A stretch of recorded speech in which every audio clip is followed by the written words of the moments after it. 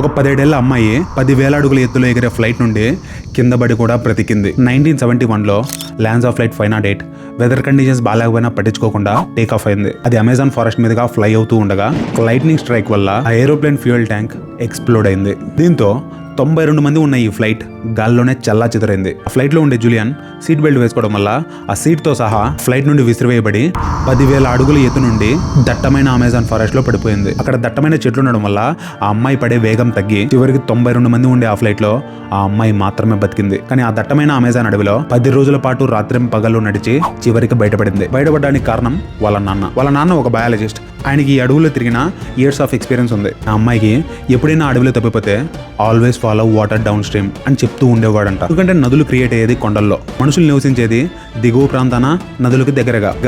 ఆ 10 రోజుల పాటు నడవడానికి ఆ నీళ్లే తాగడానికి సహాయపడ్డాయి. Like it and subscribe it.